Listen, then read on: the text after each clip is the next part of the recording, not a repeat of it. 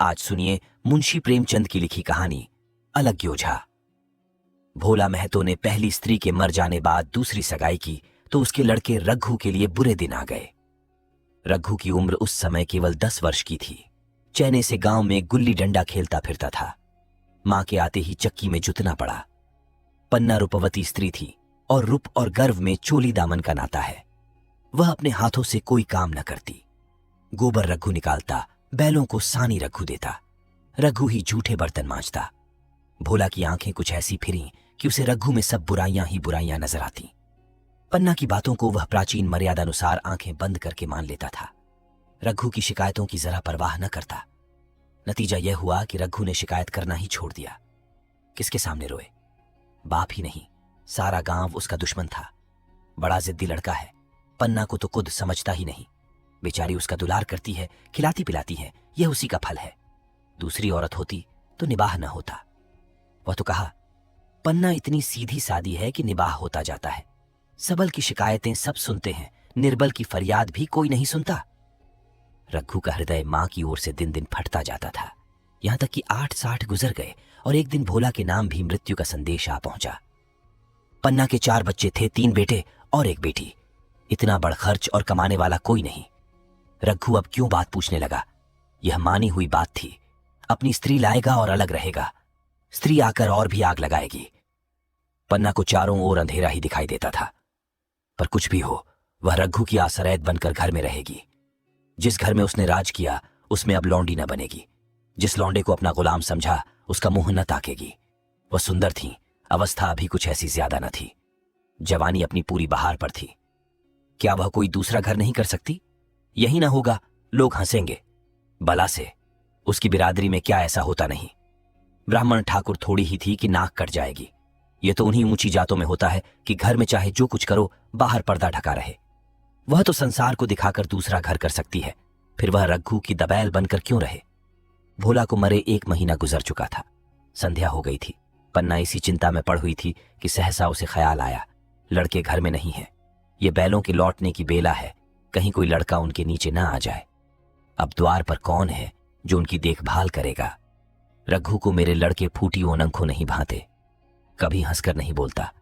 घर से बाहर निकली तो देखा रघु सामने झोपड़े में बैठा ऊख की गंडेरिया बना रहा है। लड़के उसे घेरे खड़े हैं और छोटी लड़की उसकी गर्दन में हाथ डाले उसकी पीठ पर सवार होने की चेष्टा कर रही है। पन्ना को अपनी ओनंखों पर विश्वास न आया। आज तो यह नई बात है।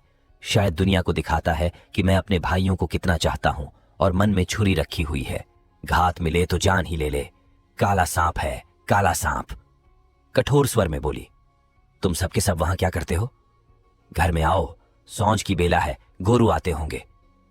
रघु ने विनीत नेत्रों से देखकर कहा, मैं तो हूं ही काकी, डर किस बात का है?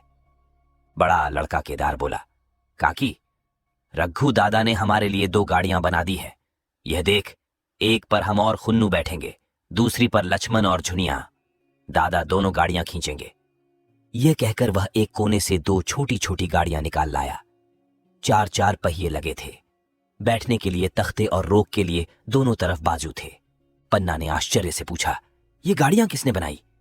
केदार ने चिढ़कर कहा, रघु दादा ने बनाई हैं, और किसने? भगत के घर से बसूला और रुखानी मांग लाए और छटपट बना दी। खूब दौड़ती हैं काकी। बैठ खुन्नू, मैं खींचूं। खुन्नू गाड़ी में बैठ गया। केदार खींचने लगा। चरचर शोर हुआ, मानो गाड़ी भी इस खेल में लड़कों के साथ शरीक है। लक्ष्मण ने दूसरी गाड़ी में बैठकर कहा, दादा खींचो।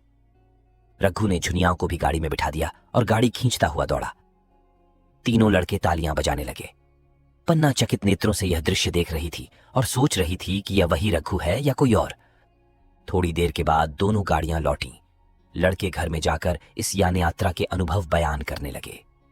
कितने खुश थे सब, मानो हवाई जहाज पर बैठाए हों। खुन्नू ने कहा, काकी सब पेड़ दौड़ रहे थे। लक्ष्मण और बछियां कैसी भागी, सबकी सब दौड़ी। केदार काकी, रघु दादा दोनों गाड़ियां एक साथ खींच ले जाते हैं। झुनिया सबसे छोटी थी। उसकी व्यंजना शक्ति उछल कूद और नेत्रों तक परिमित थी। तालियां बजा बजा कर नाच रही थी। खुन्नू, अब हमारे घर गाय भी आ जाएगी काकी। रघु दादा ने गिरधारी से कहा है कि हमें एक गाय ला दो। गिरधारी बोला, कल लाऊंगा। केदार 3 सेर दूध देती है काकी, खूब दूध पिएंगे। इतने में रघु भी अंदर आ गया। पन्ना ने अवहेलना की दृष्टि से देखकर पूछा, क्यों रघु, तुमने गिरधारी से कोई गाय मांगी है? रघु ने क्षमा प्रार्थना के भाव से कहा, हाँ मांगी तो है, कल लाएगा। पन्ना, रुपये किसके घर से आए यह भी सोचा है? रघु, सब सोच लिया है काकी, मेरी यह मुहर नहीं है। इसके 25 रुपये मिल रहे हैं, 5 रुपये बचिया के मुजा दे दूंगा, बस गाय अपनी हो जाएगी। पन्ना सन्नाटे में आ गई। अब उसका अविश्वासी मन भी रघु के प्रेम और सज्जनता को अस्वीकार न कर सका। बोली, मुहर को क्यों बेचे देते हो? गाय की अभी कौन जल्दी है, हाथ में पैसे हो जाएं तो ले लेना। सूना सूना गला अच्छा न लगेगा। इतने दिनों गाय नहीं रही तो क्या लड़के नहीं जिए? रघु दार्शनिक भाव से बोला, बच्चों के खाने पीने के यही दिन हैं काकी। इस उम्र में न खाया तो फिर क्या खाए नंगे? मुहर पहनना मुझे अच्छा भी नहीं मालूम होता। लोग समझते होंगे कि बाप तो गया, इसे मुहर पहनने की सूझी है। भोला महतो गाय की चिंता ही में चल बसे। न रुपये आए और न गाय मिली, मजबूर थे। रघु ने यह समस्या कितनी सुगमता से हल कर दी। आज जीवन में पहली बार पन्ना को रघु पर विश्वास आया। बोली, जब गहना ही बेचना है तो अपनी मुहर क्यों बेचोगे? मेरी हंसुली ले लेना। रघु, नहीं काकी, वो तुम्हारे गले में बहुत अच्छी लगती है। मर्दों को क्या मुहर पहने या ना पहने? पन्ना, चल, मैं बूढ़ी हुई, अब हंसुली पहनकर क्या करना है? तू अभी लड़का है, तेरा गला अच्छा न लगेगा। रघु मुस्कुराकर बोला, तुम अभी से कैसे बूढ़ी हो गई? गांव में है कौन तुम्हारे बराबर? रघु की सरल आलोचना ने पन्ना को लज्जित कर दिया। उसके रुखे मुरझाए मुख पर प्रसन्नता की लाली दौड़ गई। 5 साल गुजर गए। रघु का सा मेहनती, ईमानदार, बात का धनी दूसरा किसान गांव में न था। पन्ना की इच्छा के बिना कोई काम न करता। उसकी उम्र अब 23 साल की हो गई थी। पन्ना बार बार कहती, भैया बहू को विदा करा लाओ, कब तक नहे में पड़ी रहेगी? सब लोग मुझी को बदनाम करते हैं कि यही बहू को नहीं आने देती, मगर रघु टाल देता था। कहता कि अभी जल्दी क्या है, उसे अपनी स्त्री के रंग ढंग का कुछ परिचय दूसरों से मिल चुका था। ऐसी औरत को घर में लाकर वह अपनी शौंती में बाधा नहीं डालना चाहता था। आखिर एक दिन पन्ना ने जिद करके कहा, तो तुम न लाओगे? कह दिया कि अभी कोई जल्दी नहीं। तुम्हारे लिए जल्दी ना होगी, मेरे लिए तो जल्दी है। मैं आज आदमी भेजती हूं। पछताओगी काकी, उसका मिजाज अच्छा नहीं है। तुम्हारी बला से जब मैं उससे बोलूंगी ही नहीं तो क्या हवा से लड़ेगी? रोटियां तो बना लेगी, मुझसे भीतर बाहर का सारा काम नहीं होता। मैं आज बुलाए लेती हूं। बुलाना चाहती हो बुला लो, मगर फिर यह न कहना कि यह मेहरिया को ठीक नहीं करता, उसका गुलाम हो गया। न कहूंगी, जाकर 2 साड़ियां और मिठाई ले आ। तीसरे दिन मुलिया मैके से आ गई। दरवाजे पर नगाड़े बजे, शहनाइयों की मधुर ध्वनि आकाश में गूंजने लगी। मुंह दिखावे की रस्म अदा हुई। वह इस मरुभूमि में निर्मल जलधारा थी। गेहुआ रंग था, बड़ी बड़ी नोकीली पलकें, कपोलों पर हल्की सुर्खी, आंखों में प्रबल आकर्षण। रघु उसे देखते ही मंत्रमुग्ध हो गया। प्रातःकाल पानी का घड़ा लेकर चलती, तब उसका गेहुआ रंग प्रभात की सुनहरी किरणों से कुंदन हो जाता, मानो उषा अपनी सारी सुगंध, सारा विकास और उन्माद लिए मुस्कराती चली जाती हो। मुलिया मैके से ही जली भुनी आई थी। मेरा शौहर छाती फाड़कर काम करे और पन्ना रानी बनी बैठी रहे, उसके लड़े रईस जादे बने घूमे। मुलिया से यह बर्दाश्त न होगा। वह किसी की गुलामी न करेगी। अपने लड़के तो अपने होते ही नहीं, भाई किसके होते हैं? जब तक पर नहीं निकते हैं, रघु को घेरे हुए हैं। जो ही जरा सयाने हुए पर झाड़ कर निकल जाएंगे, बात भी न पूछेंगे। एक दिन उसने रघु से कहा, तुम्हें इस तरह गुलामी करनी हो तो करो, मुझसे ना होगी। रघु, तो फिर क्या करूं, तू ही बता। लड़के तो अभी घर का काम करने लायक भी नहीं है। मुलिया, लड़के रावत के हैं, कुछ तुम्हारे नहीं हैं। यही पन्ना है जो तुम्हें दाने दाने को तरसाती थी। सब सुन चुकी हूं। मैं लौंडी बनकर न रहूंगी। रुपये पैसे का मुझे हिसाब नहीं मिलता। न जाने तुम क्या लाते हो और वह क्या करती है। तुम समझते हो रुपये घर ही में तो हैं, मगर देख लेना तुम्हें जो एक फूटी कौड़ी भी मिले। रघु, रुपये पैसे तेरे हाथ में देने लगूं तो दुनिया क्या कहेगी, यह तो सोच। मुलिया, दुनिया जो चाहे कहे, दुनिया के हाथों बिकी नहीं हूं। देख लेना, भाड़ लीप कर हाथ काला ही रहेगा। फिर तुम अपने भाइयों के लिए मरो, मैं क्यों मरूं? रघु ने कुछ जवाब न दिया। उसे जिस बात का भय था वह इतनी जल्द सिरा पड़ी। अब अगर उसने बहुत तथ्यो थंभो किया तो साल 6 महीने और काम चलेगा। बस आगे ये डोंगा चलता नजर नहीं आता। बकरे की मां कब तक खैर मनाएगी। एक दिन पन्ना ने महुए का सुखावन डाला। बरसाल शुरू हो गई थी। बखार में अनाज गीला हो रहा था। मुलिया से बोली, बहू जरा देखती रहना, मैं तालाब से नहा आऊं। मुलिया ने लापरवाही से कहा, मुझे नींद आ रही है, तुम बैठकर देखो। एक दिन न नहाओगी तो क्या होगा। पन्ना ने साड़ी उतार कर रख दी, नहाने न गई। मुलिया का वार खाली गया। कई दिन के बाद एक शाम को पन्ना धान रोप कर लौटी। अंधेरा हो गया था। दिन भर की भूखी थी। आशा थी बहू ने रोटी बना रखी होगी, मगर देखा तो यहां चूल्हा ठंडा पड़ा हुआ था और बच्चे मारे भूख के तड़प रहे थे। मुलिया से आहिस्ता से पूछा, आज अभी चूल्हा नहीं जला। केदार ने कहा, आज दोपहर को भी चूल्हा नहीं जला काकी, भाभी ने कुछ बनाया ही नहीं। पन्ना, तो तुम लोगों ने खाया क्या। केदार, कुछ नहीं, रात की रोटियां थीं, खुन्नू और लक्ष्मण ने खाई, मैंने सत्तू खा लिया। पन्ना, और बहू। केदार, वह पड़ी सो रहा है, कुछ नहीं खाया। पन्ना ने उसी वक्त चूल्हा जलाया और खाना बनाने बैठ गई। आटा गूंथती थी और रोती थी। क्या नसीब है, दिन भर खेत में जली, घर आई तो चूल्हे के सामने जलना पड़ा। केदार का 14वां साल था। भाभी के रंग ढंग देखकर सारी स्थिति समझ रहा था। बोला, काकी, भाभी अब तुम्हारे साथ रहना नहीं चाहती। पन्ना ने चौंक कर पूछा, क्या कुछ कहती थी। केदार, कहती कुछ नहीं थी, मगर है उसके मन में यही बात। फिर तुम क्यों नहीं उसे छोड़ देती, जैसे चाहे रहे, हमारा भी भगवान है। पन्ना ने दांतों से जीभ दबाकर कहा, चुप, मरे सामने ऐसी बात भूल कर भी ना कहना। रघु तुम्हारा भाई नहीं, तुम्हारा बाप है। मुलिया से कभी बोलोगे तो समझ लेना, जहर खा लूंगी। दशहरे का त्योहार आया। इस गांव से कोस भर एक पूर्वे में मेला लगता था। गांव के सब लड़के मेला देखने चले। पन्ना भी लड़कों के साथ चलने को तैयार हुई, मगर पैसे कहां से आए नन। कुंजी तो मुलिया के पास थी। रघु ने आकर मुलिया से कहा, लड़के मेले जा रहे हैं, सबों को 2-2 पैसे दे दो। मुलिया ने त्योरियां चढ़ाकर कहा, पैसे घर में नहीं है। रघु, अभी तो तेलहन बिका था क्या, इतनी जल्दी रुपये उठ गए। मुलिया, हाँ उठ गए। रघु, कहां उठ गए, जरा सुनो, आज त्योहार के दिन लड़के मेला देखने न जाएंगे। मुलिया, अपनी काकी से कहो पैसे निकालें, गाड़ कर क्या करेंगी। खूंटी पर कुंजी हाथ पकड़ लिया और बोली, कुंजी मुझे दे दो, नहीं तो ठीक ना होगा। खाने पहने को भी चाहिए, कागज किताब को भी चाहिए, उस पर मेला देखने को भी चाहिए। हमारी कमाई इसलिए नहीं है कि दूसरे खाए न और मूंछों पर ताव दें। पन्ना ने रघु से कहा, भैया पैसे क्या होंगे, लड़के मेला देखने न जाएंगे। रघु ने झिड़क कर कहा, मेला देखने क्यों न जाएंगे, सारा गांव जा रहा है, हमारे ही लड़के न जाएंगे। ये कहकर रघु ने अपना हाथ छुड़ा लिया और पैसे निकालकर लड़कों को दे दिए। मगर कुंजी जब मुलिया को देने लगा तब उसने उसे आंगन में फेंक दिया और मुंह लपेटकर लेट गई। लड़के मेला देखने न गए। इसके बाद 2 दिन गुजर गए। मुलिया ने कुछ नहीं खाया और पन्ना भी भूखी रही। रघु कभी इसे मनाता, कभी उसे, पर न यह उठती न वह। आखिर रघु ने हैरान होकर मुलिया से पूछा, कुछ मुंह से तो कह, चाहती क्या है। मुलिया ने धरती को संबोधित करके कहा, मैं कुछ नहीं चाहती, मुझे मेरे घर पहुंचा दो। रघु, अच्छा उठ, बना खा, पहुंचा दूंगा। मुलिया ने रघु की ओर आंखें उठाई। रघु उसकी सूरत देखकर डर गया। वह माधुर्य, वह मोहकता, वह लावण्य गायब हो गया था। दांत निकल आए थे, आंखें फट गई थीं और नथुने फड़क रहे थे। अंगारे की सी लाल उन आंखों से देखकर बोली, अच्छा तो काकी ने यह सलाह दी है, यह मंत्र पढ़ाया है, तो यहां ऐसी कच्चे नहीं हूं, तुम दोनों की छाती पर मूंग दलूंगी। हो किस फेर में।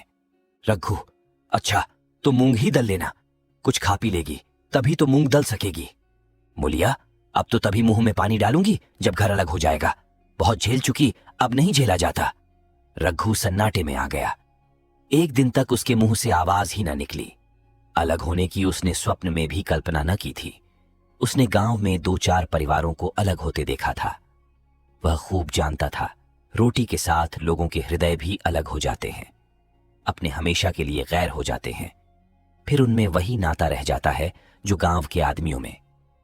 रघु ने मन में ठान लिया था कि इस विपत्ति को घर में न आने दूंगा, मगर होनहार के सामने उसकी एक न चली। आह, मेरे मुंह में कालिख लगेगी, दुनिया यही कहेगी कि बाप के मर जाने पर 10 साल भी एक में निबाह न हो सका। फिर किससे अलग हो जाऊं, जिनको गोद में खिलाया, जिनको बच्चों की तरह पाला, जिनके लिए तरह तरह के कष्ट झेले, उन्हीं से अलग हो जाऊं? अपने प्यारों को घर से निकाल बाहर करूं? उसका गला फंस गया। कौंपते हुए स्वर में बोला, तू क्या चाहती है कि मैं अपने भाइयों से अलग हो जाऊं? भला सोच तो, कहीं मुंह दिखाने लायक रहूंगा? मुलिया, तो मेरा इन लोगों के साथ निभाना होगा। रघु, तो तू अलग हो जा, मुझे अपने साथ क्यों घसीटती है? मुलिया, तो मुझे क्या तुम्हारे घर में मिठाई मिलती है? मेरे लिए क्या संसार में जगह नहीं है? रघु, तेरी जैसी मर्जी, जहां चाहे रह। मैं अपने घर वालों से अलग नहीं हो सकता। जिस दिन इस घर में 2 चूल्हे जलेंगे, उस दिन मेरे कलेजे के 2 टुकड़े हो जाएंगे। मैं यह चोट नहीं सह सकता। तुझे जो तकलीफ हो वह मैं दूर कर सकता हूं। माल असबाब की मालकिन तू है ही। अनाज पानी तेरे ही हाथ है। अब रह क्या गया है? अगर कुछ काम धंधा करना नहीं चाहती, मत कर। भगवान ने मुझे समाई दी होती तो मैं तुझे तिनका तक उठाने न देता। तेरे यह सुकुमार हाथ पांव मेहनत मजदूरी करने के लिए बनाए ही नहीं गए हैं। मगर क्या करूं, अपना कुछ बस ही नहीं है। फिर भी तेरा जी कोई काम करने को न चाहे, मत कर। मगर मुझसे अलग होने को न कह, तेरे पैरों पड़ता हूं। मुलिया ने सिर से अंचल खिसकाया और जरा समीप आकर बोली, मैं काम करने से नहीं डरती, न बैठे बैठे खाना चाहती हूं, मगर मुझसे किसी की धौंस नहीं सही जाती। तुम्हारी ही काकी घर का काम काज करती हैं तो अपने लिए करती हैं, अपने बाल बच्चों के लिए करती हैं। मुझ पर कुछ एहसान नहीं करती, फिर मुझ पर धौंस क्यों जमाती हैं? उन्हें अपने बच्चे प्यारे होंगे, मुझे तो तुम्हारा आसरा है। मैं अपनी ओन आंखों से यह नहीं देख सकती कि सारा घर तो चैन करे, जरा जरा से बच्चे तो दूध पियन, और जिसके बलबूते पर गृहस्थी बनी हुई है वह मट्ठे को तरसे। कोई उसका पूछने वाला न हो। जरा अपना मुंह तो देखो, कैसी सूरत निकल आई है। औरों के तो 4 बरस में अपने पट्टे तैयार हो जाएंगे। तुम तो 10 साल में खाट पर पड़ जाओगे। बैठ जाओ। खड़े क्यों हो? क्या मारकर भागोगे? मैं तुम्हें जबरदस्ती न बांध लूंगी, या मालकिन का हुक्म नहीं है? सच कहूं, तुम बड़े कटकलेजी हो। मैं जानती, ऐसे निर्मोहिये से पाला पड़ेगा तो इस घर में भूल से ना आती। आती भी तो मन न लगाती, मगर अब तो मन तुमसे लग गया। घर भी जाऊं तो मन यहां ही रहेगा, और तुम जो हो मेरी बात नहीं पूछते। मुलिया की ये रसीली बातें रघु पर कोई असर न डाल सकीं। वह उसी रुखाई से बोला, मुलिया, मुझसे यह न होगा। अलग होने का ध्यान करते ही मेरा मन न जाने कैसा हो जाता है। ये चोट मुझसे न सही जाएगी। मुलिया ने परिहास करके कहा, तो चूड़ियां पहनकर अंदर बैठो ना। लाओ मैं मूछें लगा लूं। मैं तो समझती थी कि तुम में भी कुछ कलबल है, अब देखती हूं तो निरे मिट्टी के लौंदे हो। पन्ना दालान में खड़ी दोनों की बातचीत सुन रही थी। अब उससे न रहा गया।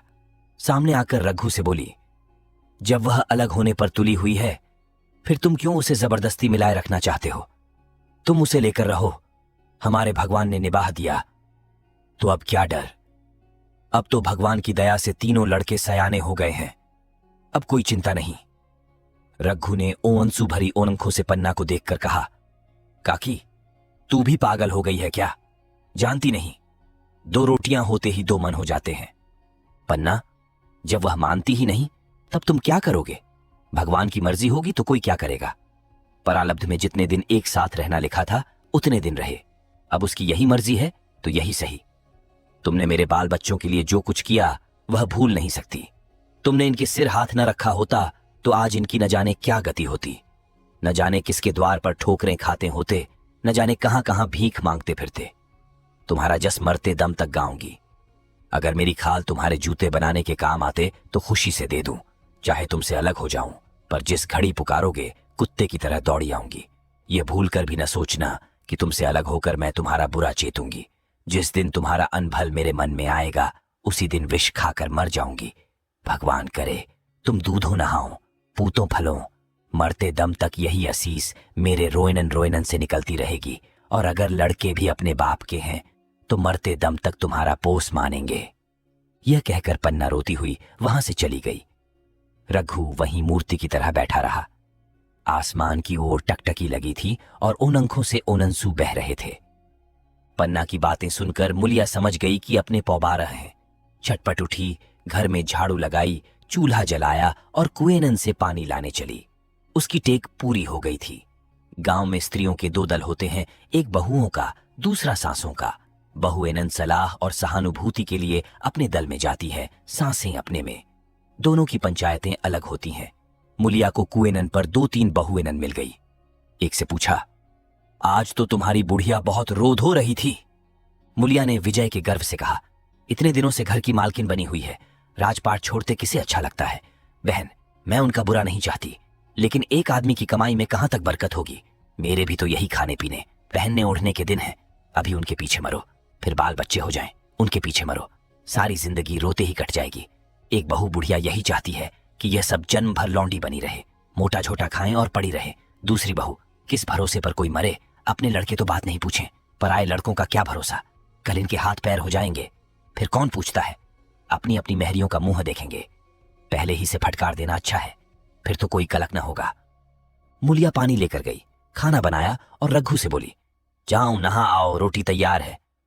रघु ने मानो सुना ही नहीं, सिर पर हाथ रखकर द्वार की तरफ ताकता रहा। मुलिया, क्या कहती हूं, कुछ सुनाई देता है। रोटी तैयार है, जाओ नहा आओ। रघु, सुन तो रहा हूं, क्या बह रहा हूं। रोटी तैयार है तो जाकर खा ले, मुझे भूख नहीं है। मुलिया ने फिर नहीं कहा। जाकर चूल्हा बुझा दिया, रोटियां उठाकर छींके पर रख दी और मुंह ढोंक कर लेट रही। जरा देर में पन्ना आकर बोली, खाना तैयार है, नहा धोकर खा लो, बहू भी भूखी होगी। रघु ने झुंझलाकर कहा, काकी तू घर में रहने देगी कि मुंह में कालिख लगाकर कहीं निकल जाऊं। खाना तो खाना ही है, आज न खाऊंगा, कल खाऊंगा, लेकिन अभी मुझसे न खाया जाएगा। केदार क्या अभी मदरसे से नहीं आया? पन्ना, अभी तो नहीं आया, आता ही होगा। पन्ना समझ गई कि जब तक वह खाना बनाकर लड़कों को न खिलाएगी और खुद न खाएगी, रघु न खाएगा। इतना ही नहीं, उसे रघु से लड़ाई करनी पड़ेगी, उसे जली कटी सुनानी पड़ेगी। उसे यह दिखाना पड़ेगा कि मैं ही उससे अलग होना चाहती हूं, नहीं तो वह इसी चिंता में घुल घुल कर प्राण दे देगा। ये सोचकर उसने अलग चूल्हा जलाया और खाना बनाने लगी। इतने में केदार और खुन्नू मदरसे से आ गए। पन्ना ने कहा, आओ बेटा, खा लो, रोटी तैयार है। केदार ने पूछा, भैया को भी बुला लूं ना? पन्ना, तुम आकर खा लो, उसकी रोटी बहू ने अलग बनाई है। खुन्नू, जाकर भैया से पूछना आऊं? पन्ना, जब उनका जी चाहेगा खाएंगे, तू बैठकर खा, तुझे इन बातों से क्या मतलब। जिसका जी चाहेगा खाएगा, जिसका जी न चाहेगा न खाएगा। जब वह और उसकी बीवी अलग रहने पर तुले हैं तो कौन मनाए? केदार, तो क्यों अम्मा जी, क्या हम अलग घर में रहेंगे? पन्ना, उनका जी चाहे एक घर में रहे, जी चाहे उन आंगन में दीवार डाल ले। खुन्नू ने दरवाजे पर आकर झोंका। सामने फूस की झोपड़ी थी, वहीं खाट पर पड़ा रघु नारियल पी रहा था। खुन्नू, भैया तो अभी नारियल लिए बैठे हैं। पन्ना, जब जी चाहेगा खाएंगे। केदार, भैया ने भाभी को डांटा नहीं? मुलिया अपनी कोठरी में पड़ी सुन रही थी। बाहर आकर बोली, भैया ने तो नहीं डांटा, अब तुम आकर डांटो। केदार के चेहरे पर रंग उड़ गया, फिर जबान न खोली। तीनों लड़कों ने खाना खाया और बाहर निकले। लू चलने लगी थी। आम के बाग में गांव के लड़के लड़कियां हवा से गिरे हुए आम चुन रहे थे। केदार ने कहा, आज हम भी आम चुनने चलें, खूब आम गिर रहे हैं।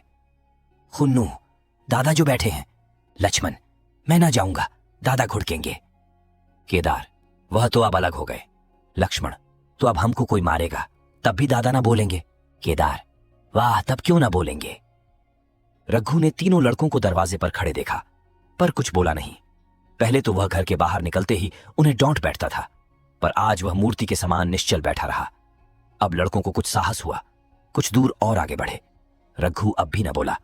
कैसे बोले? वह सोच रहा था, काकी ने लड़कों को खिला पिला दिया, मुझसे पूछा तक नहीं। क्या उसकी आंखों पर भी पर्दा पड़ गया है? अगर मैंने लड़कों को पुकारा और वह ना आए तो मैं उनको मार पीट तो न सकूंगा। लू में सब मारे मारे फिरेंगे, कहीं बीमार न पड़ जाएं। उसका दिल महसूस कर रह जाता था, लेकिन मुंह से कुछ कह न सकता था। लड़कों ने देखा कि यह बिल्कुल नहीं बोलते तो निर्भय होकर चल पड़े। सहसा मुलिया ने आकर कहा, अब तो उठोगे कि अब भी नहीं? जिनके नाम पर फाका कर रहे हो, उन्होंने मजे से लड़कों को खिलाया और आप खाया, अब आराम से सो रही है। मोर पिया बात न पूछें, मोर सुहागे नौव। एक बार भी तो मुंह से न फूटा कि चलो भैया खा लो। रघु को इस समय मर्मांतक पीड़ा हो रही थी। मुलिया के इन कठोर शब्दों ने घाव पर नमक छिड़क दिया। दुखित नेत्रों से देखकर बोला, तेरी जो मर्जी थी वही तो हुआ, अब जा ढोल बजा। मुलिया, नहीं, तुम्हारे लिए थाली परोसे बैठी है।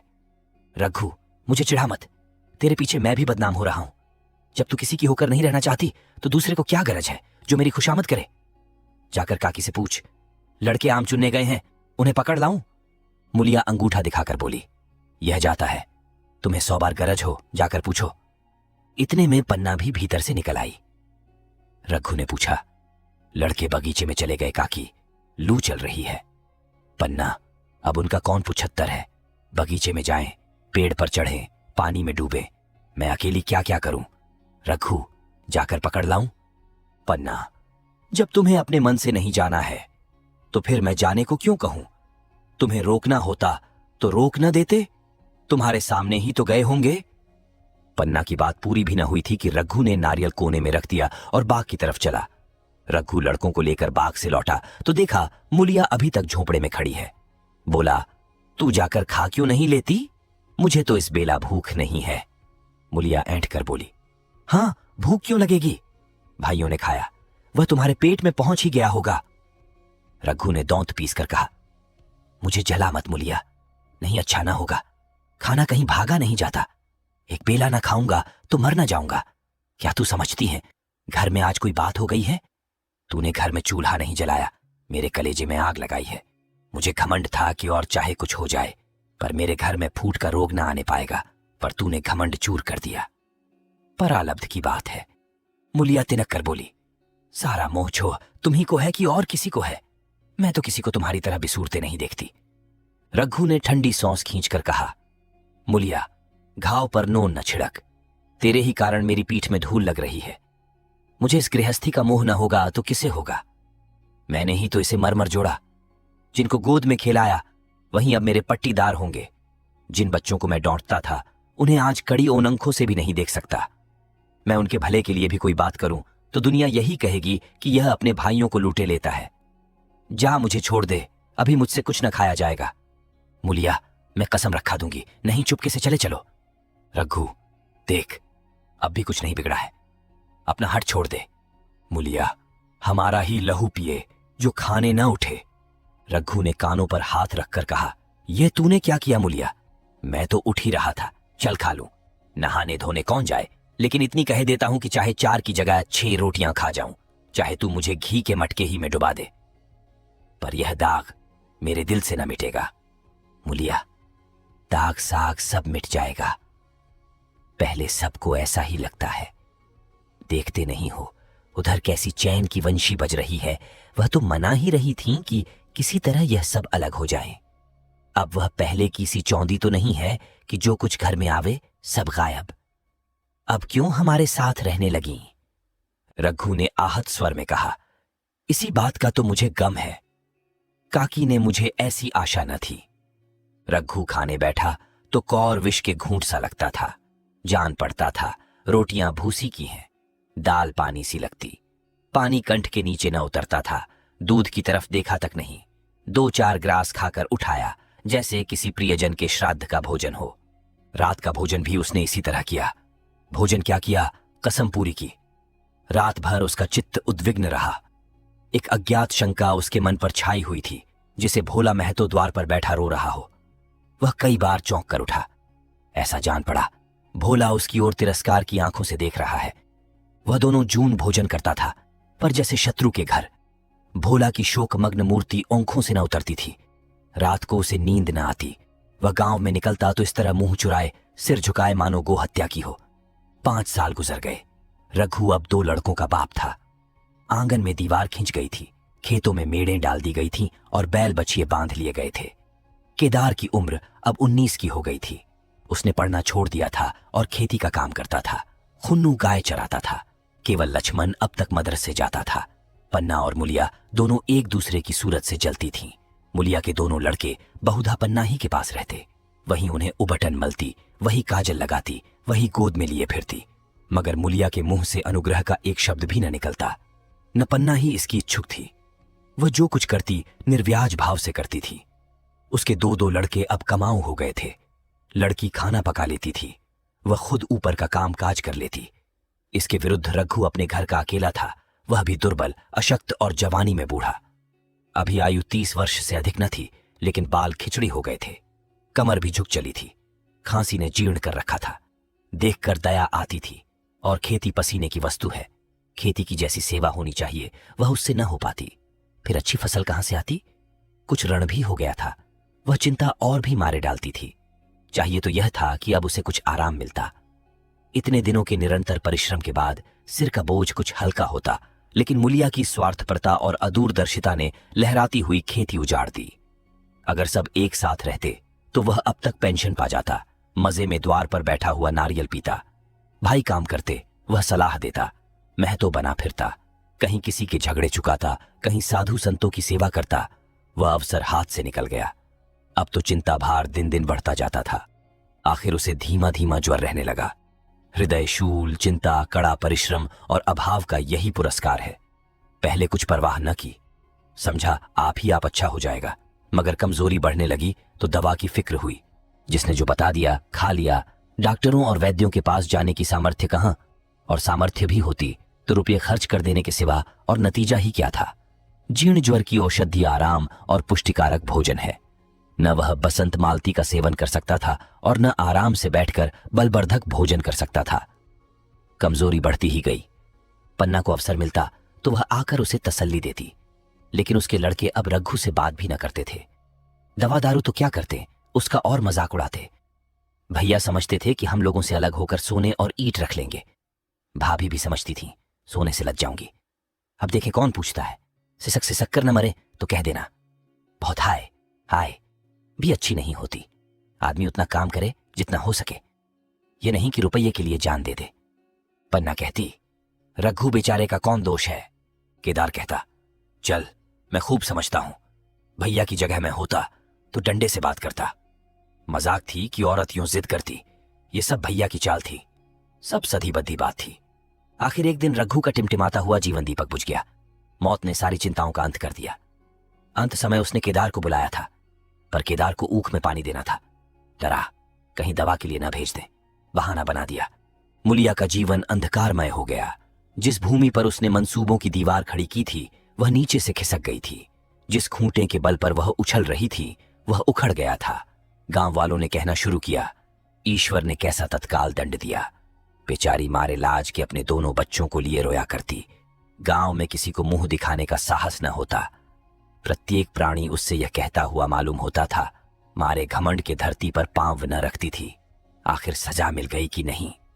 अब इस घर में कैसे निर्वाह होगा, वह किसके सहारे रहेगी, किसके बल पर खेती होगी। बेचारा रघु बीमार था, दुर्बल था, पर जब तक जीता रहा अपना काम करता रहा। मारे कमजोरी के कभी कभी सिर पकड़कर बैठ जाता और जरा दम लेकर फिर हाथ चलाने लगता था। सारी खेती तहस नहस हो रही थी, उसे कौन संभालेगा। अनाज की डोंठें खलिहान में पड़ी थीं, ऊख अलग सूख रही थी। वह अकेली क्या क्या करेगी। फिर सिंचाई अकेले आदमी का तो काम नहीं। 3-3 मजदूरों को कहां से लाए। गांव में मजदूर थे ही कितने। आदमियों के लिए खींचातानी हो रही थी। क्या करें क्या न करें। इस तरह 13 दिन बीत गए।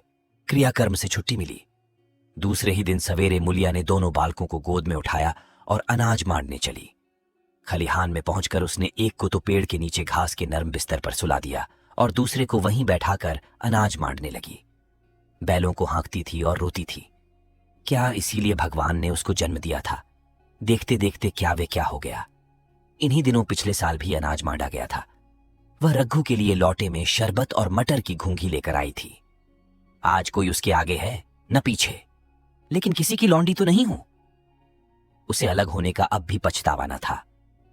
एकाएक छोटे बच्चे का रोना सुनकर उसने उधर ताका तो बड़ा लड़का उसे चुमकार कर कह रहा था, भैया चुप रहो चुप रहो। धीरे धीरे उसके मुंह पर हाथ फेरता था और चुप कराने के लिए विकल था। जब बच्चा किसी तरह न चुप न हुआ तो वह खुद उसके पास लेट गया और उसे छाती से लगाकर प्यार करने लगा। मगर जब यह प्रयत्न भी सफल न हुआ तो वह रोने लगा। उसी समय पन्ना दौड़ी आई और छोटे बालक को गोद में उठाकर प्यार करती हुई बोली, लड़कों को मुझे क्यों न दे आई बहू। हाय हाय। बेचारा धरती पर पड़ा लौट रहा है। जब मैं मर जाऊं तो जो चाहे करना, अभी तो जीती हूं। अलग हो जाने से बच्चे तो नहीं अलग हो गए। मुलिया ने कहा, तुम्हें भी तो छुट्टी नहीं थी अम्मा, क्या करती। पन्ना, तो तुझे यहां आने की ऐसी क्या जल्दी थी। डांट मार न जाती। 3-3 लड़के तो हैं और किसी दिन काम आएंगे। केदार तो कल ही मारने को कह रहा था, पर मैंने कहा पहले ऊख में पानी दे लो, फिर आज मोड़ना। मंडाई तो 10 दिन बाद बा हो सकती है। ऊख की सिंचाई न हुई तो सूख जाएगी। कल से पानी चढ़ा हुआ है, परसों तक खेत पुर जाएगा, तब मंडाई हो जाएगी। तुझे विश्वास ना आएगा, जब से भैया मरे हैं केदार को बड़ी चिंता हो गई है। दिन में 100-100 बार पूछता है, भाभी बहुत रोती तो नहीं है? देख, लड़के भूखे तो नहीं है? कोई लड़का रोता है तो दौड़ा आता है, देख अम्मा क्या हुआ, बच्चा क्यों रोता है? कल रोकर बोला, अम्मा मैं जानता कि भैया इतनी जल्दी चले जाएंगे तो उनकी कुछ सेवा कर लेता। कहाँ जगाए जगाए उठता था, अब देखती हो पहर रात से उठकर काम में लग जाता है। हुन्नू कल जरा सा बोला, पहले हम अपनी ऊख में पानी दे लेंगे, तब भैया की ऊख में देंगे। इस पर केदार ने ऐसा डोंटा कि हुन्नू के मुंह से फिर बात न निकली। बोला, कैसी तुम्हारी और कैसी हमारी ऊख? भैया ने जिला न लिया होता तो आज या तो मर गए होते या कहीं भीख मांगते होते। आज तुम बड़े ऊख वाले बने हो, यह उन्हीं का पुण्य प्रताप है कि आज भले आदमी बने बैठे हो। परसों रोटी खाने को बुलाने गई तो मंडैया में बैठा रो रहा था। पूछा, क्यों रोता है? तो बोला, अम्मा भैया इसी अलग योज के दुख से मर गए। नहीं, अभी उनकी उम्र ही क्या थी, ये उस वक्त न सूझा। नहीं, उनसे क्यों बिगाड़ करते? यह कहकर पन्ना ने मुलिया की ओर संकेतपूर्ण दृष्टि से देखकर कहा, तुम्हें वह अलग न रहने देगा बहू। कहता है भैया हमारे लिए मर गए तो हम भी उनके बाल बच्चों के लिए मर जाएंगे। मुलिया की आंखों से उनंसु जारी थे। पन्ना की बातों में आज सच्ची वेदना, सच्ची सांत्वना, सच्ची चिंता भरी हुई थी। मुलिया का मन कभी उसकी ओर इतना आकर्षित न हुआ था। जिनसे उसे व्यंग्य और प्रतिकार का भय था, वे इतने दयालु, इतने शुभेच्छु हो गए थे। आज पहली बार उसे अपनी स्वार्थप्रता पर लज्जा आई। पहली बार आत्मा ने अलग योझे पर धिक्कारा। इस घटना को हुए 5 साल गुजर गए। पन्ना आज बूढ़ी हो गई है। केदार घर का मालिक है, मुलिया घर की मालकिन है।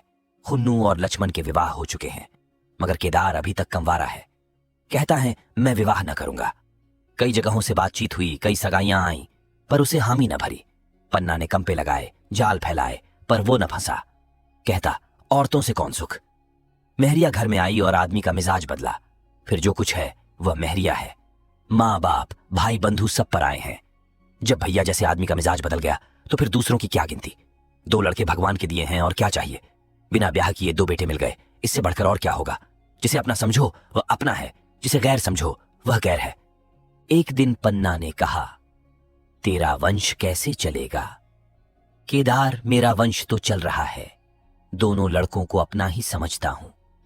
पन्ना, समझने ही पर है तो तू मुलिया को भी अपनी मेहरिया समझता होगा। केदार ने झेंपते हुए कहा, तुम तो गाली देती हो अम्मा। पन्ना, गाली कैसी, तेरी भाभी ही तो है। केदार, मेरे जैसे लठ गंवार को वह क्यों पूछने लगी? पन्ना, तू करने को कह तो मैं उससे पूछूं। केदार, नहीं मेरी अम्मा, कहीं रोने गाने न लगे। पन्ना, तेरा मन हो तो मैं बातों बातों में उसके मन की थाह लूं। केदार, मैं नहीं जानता, जो चाहे कर। पन्ना केदार के मन की बात समझ गई। लड़के का दिल मुलिया पर आया हुआ है, पर संकोच और भय के मारे कुछ नहीं कहता। उसी दिन उसने मुलिया से कहा, क्या करूं बहू, मन की लालसा मन में ही रह जाती है। केदार का घर भी बस जाता तो मैं निश्चिंत हो जाती। मुलिया, वह तो करने को ही नहीं कहते। पन्ना, कहता है ऐसी औरत मिले जो घर में मेल से रहे तो कर लूं। मुलिया, ऐसी औरत कहां मिलेगी, कहीं ढूंढो। पन्ना, मैंने तो ढूंढ लिया है। मुलिया, सच, किस गांव की है? पन्ना, अभी न बताऊंगी, मुदा यह जानती हूं कि उससे केदार की सगाई हो जाए तो घर बन जाए और केदार की जिंदगी भी सफल हो जाए। न जाने लड़की मानेगी कि नहीं। मुलिया, मानेगी क्यों नहीं अम्मा, ऐसा सुंदर कमाऊ सुशील वर और कहां मिला जाता है। उस जन्म का कोई साधु महात्मा है, नहीं तो लड़ाई झगड़े के डर से कौन बिन ब्याह रहता है। कहां रहती है, मैं जाकर उसे मना लाऊंगी। पन्ना, तू चाहे तो उसे मना ले, तेरे ही ऊपर है। मुलिया, मैं आज ही चली जाऊंगी अम्मा, उसके पैरों पड़कर मना लाऊंगी। पन्ना, बता दूं वह तू ही है। मुलिया लजाकर बोली, तुम तो अम्मा जी गाली देती हो। पन्ना, गाली कैसी, देवर ही तो है। मुलिया, मुझ जैसी बुढ़िया को वह क्यों पूछेंगे। पन्ना, वह तुझी पर दांत लगाए बैठा है, तेरे सिवा कोई और उसे भांति ही नहीं। डर के मारे कहता नहीं, पर उसके मन की बात मैं जानती हूं। वैधव्य के शौक से मुरझाया हुआ मुलिया का पीत वदन कमल की भांति अरुण हो उठा। 10 वर्षों में जो कुछ खोया था वह इसी एक क्षण में मानो ब्याज के साथ मिल गया। वही लवण्य, वही विकास, वही आकर्षण, वहीं लोच। आप सुन रहे थे मुंशी प्रेमचंद की लिखी कहानी अलग योझा।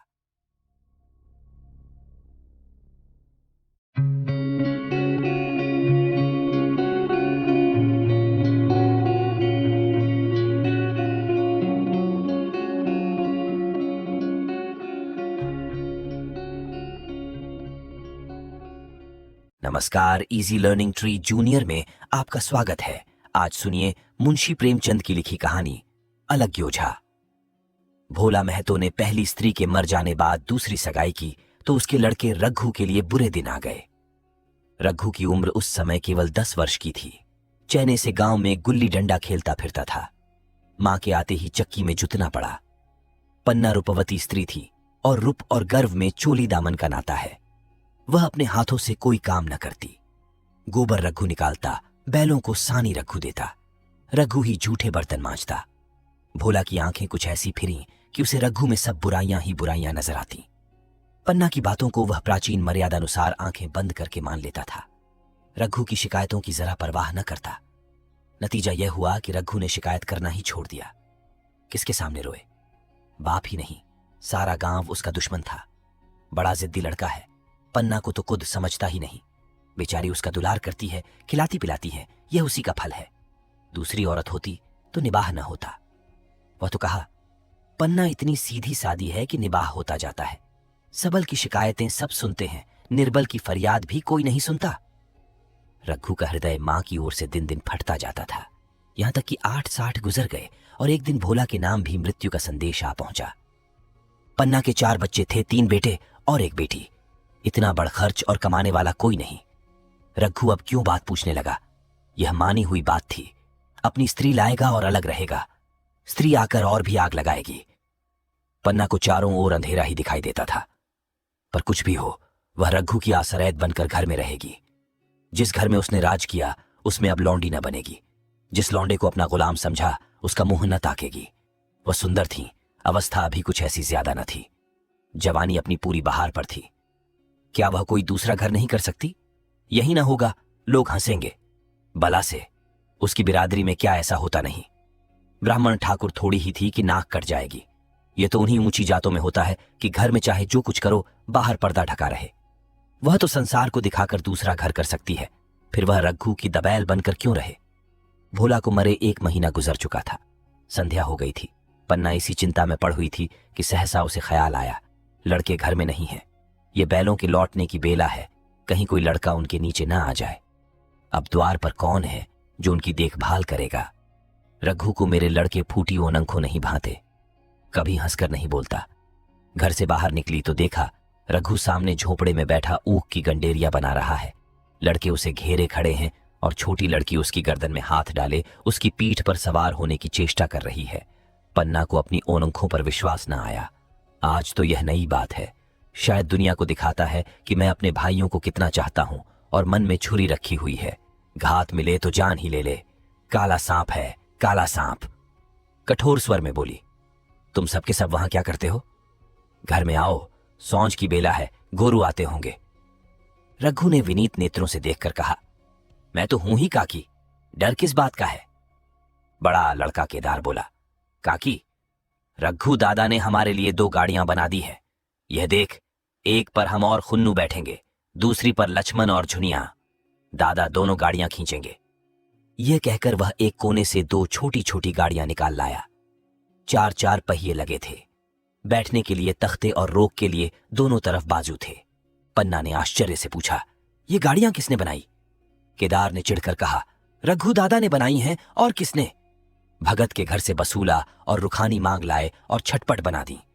खूब दौड़ती हैं काकी। बैठ खुन्नू, मैं खींचूं। खुन्नू गाड़ी में बैठ गया। केदार खींचने लगा। चरचर शोर हुआ, मानो गाड़ी भी इस खेल में लड़कों के साथ शरीक है। लक्ष्मण ने दूसरी गाड़ी में बैठकर कहा, दादा खींचो। रघु ने झुनियाओं को भी गाड़ी में बिठा दिया और गाड़ी खींचता हुआ दौड़ा। तीनों लड़के तालियां बजाने लगे। पन्ना चकित नेत्रों से यह दृश्य देख रही थी और सोच रही थी कि यह वही रघु है या कोई और। थोड़ी देर के बाद दोनों गाड़ियां लौटीं। लड़के घर में जाकर इस यान यात्रा के अनुभव बयान करने लगे। कितने खुश थे सब, मानो हवाई जहाज पर बैठाए हों। खुन्नू ने कहा, काकी सब पेड़ दौड़ रहे थे। लक्ष्मण और बछियां कैसी भागी, सबकी सब दौड़ी। केदार काकी, रघु दादा दोनों गाड़ियां एक साथ खींच ले जाते हैं। झुनिया सबसे छोटी थी। उसकी व्यंजना शक्ति उछल कूद और नेत्रों तक परिमित थी। तालियां बजा बजा कर नाच रही थी। खूनू, अब हमारे घर गाय भी आ जाएगी काकी। रघु दादा ने गिरधारी से कहा है कि हमें एक गाय ला दो। गिरधारी बोला, कल लाऊंगा। केदार 3 सेर दूध देती है काकी, खूब दूध पिएंगे। इतने में रघु भी अंदर आ गया। पन्ना ने अवहेलना की दृष्टि से देखकर पूछा, क्यों रघु, तुमने गिरधारी से कोई गाय मांगी है? रघु ने क्षमा प्रार्थना के भाव से कहा, हां, मांगी तो है, कल लाएगा। पन्ना, रुपये किसके घर से आए यह भी सोचा है? रघु, सब सोच लिया है काकी, मेरी यह मुहर नहीं है। इसके 25 रुपये मिल रहे हैं, 5 रुपये बचिया के मुझा दे दूंगा, बस गाय अपनी हो जाएगी। पन्ना सन्नाटे में आ गई। अब उसका अविश्वासी मन भी रघु के प्रेम और सज्जनता को अस्वीकार न कर सका। बोली, मुहर को क्यों बेचे देते हो? गाय की अभी कौन जल्दी है? हाथ में पैसे हो जाएं तो ले लेना। सूना सूना गला अच्छा न लगेगा। इतने दिनों गाय नहीं रही तो क्या लड़के नहीं जिए? रघु दार्शनिक भाव से बोला, बच्चों के खाने पीने के यही दिन हैं काकी। इस उम्र में न खाया तो फिर क्या खाए नंगे? मुहर पहनना मुझे अच्छा भी नहीं मालूम होता। लोग समझते होंगे कि बाप तो गया, इसे मुहर पहनने की सूझी है। भोला मैं तो गाय की चिंता ही में चल बसे। न रुपये आए और न गाय मिली, मजबूर थे। रघु ने यह समस्या कितनी सुगमता से हल कर दी। आज जीवन में पहली बार पन्ना को रघु पर विश्वास आया। बोली, जब गहना ही बेचना है तो अपनी मुहर क्यों बेचोगे? मेरी हंसुली ले लेना। रघु नहीं काकी, वो तुम्हारे गले में बहुत अच्छी लगती है। मर्दों को क्या मुहर पहने या ना पहने? पन्ना चल, मैं बूढ़ी हुई, अब हंसुली पहनकर क्या करना है? तू अभी लड़का है, तेरा गला अच्छा न लगेगा। रघु मुस्कुराकर बोला, तुम अभी से कैसे बूढ़ी हो गई? गांव में है कौन तुम्हारे बराबर? रघु की सरल आलोचना ने पन्ना को लज्जित कर दिया। उसके रुखे मुरझाए मुख पर प्रसन्नता की लाली दौड़ गई। 5 साल गुजर गए। रघु का सा मेहनती, ईमानदार, बात का धनी दूसरा किसान गांव में न था। पन्ना की इच्छा के बिना कोई काम न करता। उसकी उम्र अब 23 साल की हो गई थी। पन्ना बार बार कहती, भैया बहू को विदा करा लाओ, कब तक नहे में पड़ी रहेगी? सब लोग मुझी को बदनाम करते हैं कि यही बहू को नहीं आने देती। मगर रघु टाल देता था, कहता कि अभी जल्दी क्या है। उसे अपनी स्त्री के रंग ढंग का कुछ परिचय दूसरों से मिल चुका था। ऐसी औरत को घर में लाकर वह अपनी शौती में बाधा नहीं डालना चाहता था। आखिर एक दिन पन्ना ने जिद करके कहा, तो तुम न लाओगे? कह दिया कि अभी कोई जल्दी नहीं। तुम्हारे लिए जल्दी ना होगी, मेरे लिए तो जल्दी है। मैं आज आदमी भेजती हूं। पछताओगी काकी, उसका मिजाज अच्छा नहीं है। तुम्हारी बला से, जब मैं उससे बोलूंगी ही नहीं तो क्या हवा से लड़ेगी? रोटियां तो बना लेगी, मुझसे भीतर बाहर का सारा काम नहीं होता। मैं आज बुलाए लेती हूं। बुलाना चाहती हो, बुला लो, मगर फिर यह न कहना कि यह मेहरिया को ठीक नहीं करता, उसका गुलाम हो गया। न कहूंगी, जाकर 2 साड़ियां और मिठाई ले आ। तीसरे दिन मुलिया मैके से आ गई। दरवाजे पर नगाड़े बजे, शहनाइयों की मधुर ध्वनि आकाश में गूंजने लगी। मुंह दिखावे की रस्म अदा हुई। वह इस मरुभूमि में निर्मल जलधारा थी। गेहुआ रंग था, बड़ी बड़ी नोकीली पलकें, कपोलों पर हल्की सुर्खी, आंखों में प्रबल आकर्षण। रघु उसे देखते ही मंत्रमुग्ध हो गया। प्रातःकाल पानी का घड़ा लेकर चलती, तब उसका गेहुआ रंग प्रभात की सुनहरी किरणों से कुंदन हो जाता, मानो उषा अपनी सारी सुगंध, सारा विकास और उन्माद लिए मुस्कराती चली जाती हो। मुलिया मैके से ही जली भुनी आई थी। मेरा शौहर छाती फाड़कर काम करे और पन्ना रानी बनी बैठी रहे, उसके लड़े रईस जादे बने घूमे। मुलिया से यह बर्दाश्त न होगा। वह किसी की गुलामी न करेगी। अपने लड़के तो अपने होते ही नहीं, भाई किसके होते हैं? जब तक पर नहीं निकते हैं, रघु को घेरे हुए हैं। जो ही जरा सयाने हुए पर झाड़ कर निकल जाएंगे, बात भी न पूछेंगे। एक दिन उसने रघु से कहा, तुम्हें इस तरह गुलामी करनी हो तो करो, मुझसे ना होगी। रघु, तो फिर क्या करूं, तू ही बता। लड़के तो अभी घर का काम करने लायक भी नहीं है। मुलिया, लड़के रावत के हैं, कुछ तुम्हारे नहीं हैं। यही पन्ना है जो तुम्हें दाने दाने को तरसाती थी। सब सुन चुकी हूं। मैं लौंडी बनकर न रहूंगी। रुपये पैसे का मुझे हिसाब नहीं मिलता। न जाने तुम क्या लाते हो और वह क्या करती है। तुम समझते हो रुपये घर ही में तो हैं, मगर देख लेना, तुम्हें जो एक फूटी कौड़ी भी मिले। रघु, रुपये पैसे तेरे हाथ में देने लगूं तो दुनिया क्या कहेगी, यह तो सोच। मुलिया, दुनिया जो चाहे कहे, दुनिया के हाथों बिकी नहीं हूं। देख लेना, भाड़ लीप कर हाथ काला ही रहेगा। फिर तुम अपने भाइयों के लिए मरो, मैं क्यों मरूं? रघु ने कुछ जवाब न दिया। उसे जिस बात का भय था वह इतनी जल्द सिरा पड़ी। अब अगर उसने बहुत तत्थोथंभो किया तो साल 6 महीने और काम चलेगा। बस आगे यह डोंगा चलता नजर नहीं आता। बकरे की मां कब तक खैर मनाएगी।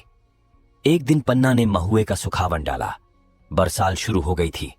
बखार में अनाज गीला हो रहा था। मुलिया से बोली, बहू जरा देखती रहना, मैं तालाब से नहा आऊं। मुलिया ने लापरवाही से कहा, मुझे नींद आ रही है, तुम बैठकर देखो। एक दिन न नहाओगी तो क्या होगा? पन्ना ने साड़ी उतार कर रख दी, नहाने न गई। मुलिया का वार खाली गया। कई दिन के बाद एक शाम को पन्ना धान रोप कर लौटी। अंधेरा हो गया था। दिन भर की भूखी थी। आशा थी बहू ने रोटी बना रखी होगी, मगर देखा तो यहां चूल्हा ठंडा पड़ा हुआ था और बच्चे मारे भूख के तड़प रहे थे। मुलिया से आहिस्ता से पूछा, आज अभी चूल्हा नहीं जला? केदार ने कहा, आज दोपहर को भी चूल्हा नहीं जला काकी? भाभी ने कुछ बनाया ही नहीं। पन्ना, तो तुम लोगों ने खाया क्या? केदार, कुछ नहीं, रात की रोटियां थीं, खुन्नू और लक्ष्मण ने खाई, मैंने सत्तू खा लिया। पन्ना, और बहू? केदार, वह पड़ी सो रहा है, कुछ नहीं खाया। पन्ना ने उसी वक्त चूल्हा जलाया और खाना बनाने बैठ गई। आटा गूंथती थी और रोती थी। क्या नसीब है, दिन भर खेत में जली, घर आई तो चूल्हे के सामने जलना पड़ा। केदार का 14वां साल था। भाभी के रंग ढंग देखकर सारी स्थिति समझ रहा था। बोला, काकी, भाभी अब तुम्हारे साथ रहना नहीं चाहती। पन्ना ने चौंक कर पूछा, क्या कुछ कहती थी? केदार, कहती कुछ नहीं थी, मगर है उसके मन में यही बात। फिर तुम क्यों नहीं उसे छोड़ देती? जैसे चाहे रहे, हमारा भी भगवान है। पन्ना ने दांतों से जीभ दबाकर कहा, चुप, मरे सामने ऐसी बात भूल कर भी ना कहना। रघु तुम्हारा भाई नहीं, तुम्हारा बाप है। मुलिया से कभी बोलोगे तो समझ लेना जहर खा लूंगी। दशहरे का त्योहार आया।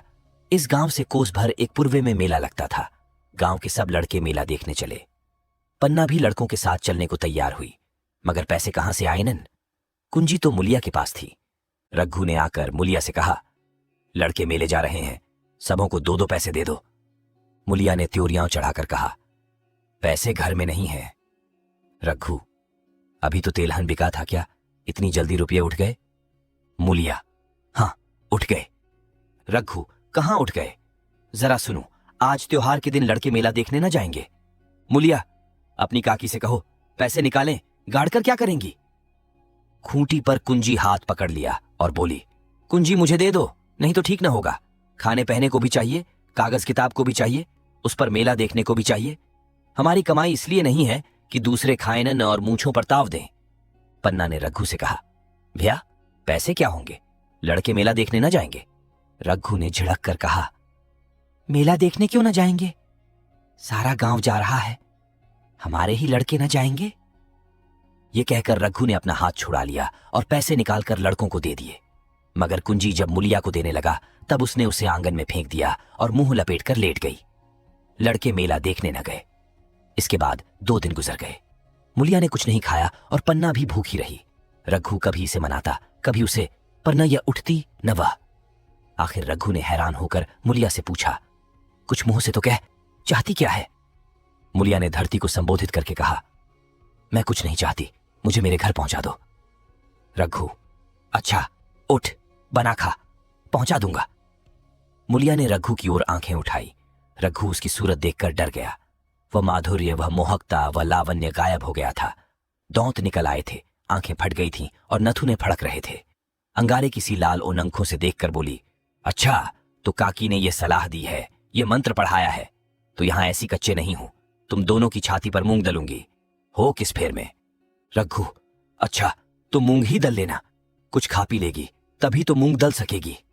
मुलिया, अब तो तभी मुंह में पानी डालूंगी जब घर अलग हो जाएगा, बहुत झेल चुकी, अब नहीं झेला जाता। रघु सन्नाटे में आ गया। एक दिन तक उसके मुंह से आवाज ही ना निकली। अलग होने की उसने स्वप्न में भी कल्पना न की थी। उसने गांव में 2-4 परिवारों को अलग होते देखा था। वह खूब जानता था रोटी के साथ लोगों के हृदय भी अलग हो जाते हैं, अपने हमेशा के लिए गैर हो जाते हैं। फिर उनमें वही नाता रह जाता है जो गांव के आदमियों में। रघु ने मन में ठान लिया था कि इस विपत्ति को घर में न आने दूंगा, मगर होनहार के सामने उसकी एक न चली। आह, मेरे मुंह में कालिख लगेगी। दुनिया यही कहेगी कि बाप के मर जाने पर 10 साल भी एक में निबाह न हो सका। फिर किससे अलग हो जाऊं? जिनको गोद में खिलाया, जिनको बच्चों की तरह पाला, जिनके लिए तरह तरह के कष्ट झेले, उन्हीं से अलग हो जाऊं? अपने प्यारों को घर से निकाल बाहर करूं? उसका गला फंस गया। कौंपते हुए स्वर में बोला, तू क्या चाहती है कि मैं अपने भाइयों से अलग हो जाऊं? भला सोच तो, कहीं मुंह दिखाने लायक रहूंगा? मुलिया, तो मेरा इन लोगों के साथ निबाह न होगा।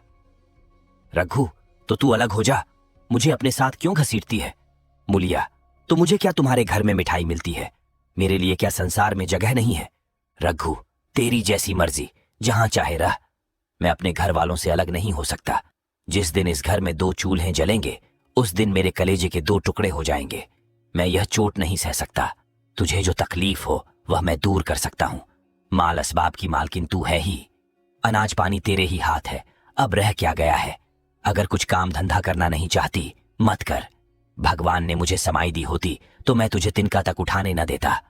तेरे यह सुकुमार हाथ पांव मेहनत मजदूरी करने के लिए बनाए ही नहीं गए हैं।